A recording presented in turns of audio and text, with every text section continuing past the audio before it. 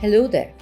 This is Vinita Davranangia reading my column Ozone for the Times of India. Set boundaries early in relationships. Do you know the extent of your tolerance and what you will never accept? A young French chef on a TV show said that she scolds her juniors or appreciates them as appropriate. Nothing unusual in that.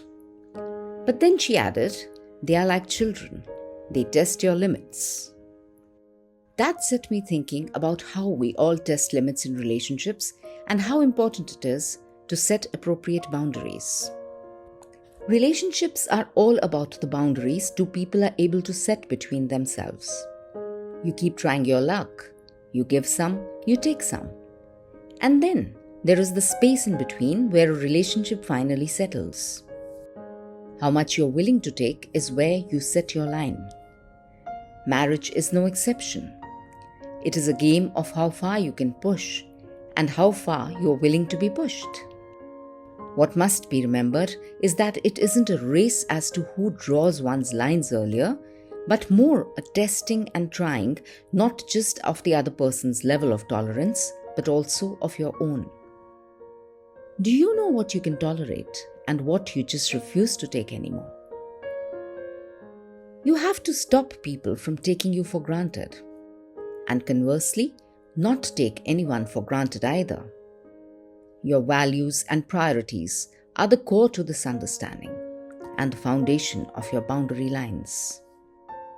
If you understand these, it is easy to figure your non-negotiables and the areas you can be a bit flexible in. For instance, it is an easy choice when it comes to standing up for what is right, or when it is a question of a loved one's welfare or your own dignity. Another important aspect of boundary laying is the sphere of trade-offs.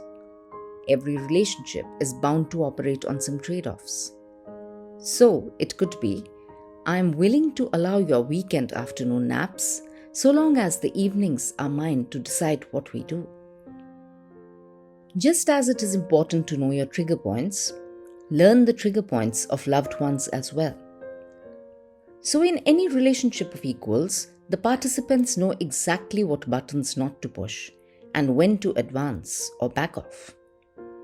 Such intimate knowledge gives you immense power over the other, and how you use or misuse this depends on mutual respect and love, and the intention to make the relationship work, of course.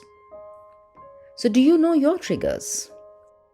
Is it when someone tries to manipulate you or control your decisions? Are you put off when someone breaks a promise too often? When your dignity is hurt? Or is your trigger constant whining, shouting, or dirty language? It is not advisable to fool yourself on your own capacity of forbearance. Back when I used to help my baby brother with his studies, he said something that had a lifelong impact. He said, "You don't pull me up for several mistakes, and then you burst angrily at one small error. Why do you do that?" I hark back to that moment often. Frequently you hold your anger or irritation back, but it all builds up, and then the dam bursts one day. It's important to voice your protest and draw your lines early. When you love and respect someone, you will not transgress lines that set off triggers. When someone does that, it shows they do not respect you enough. What you will do with such a relationship is matter for another podcast. Thank you.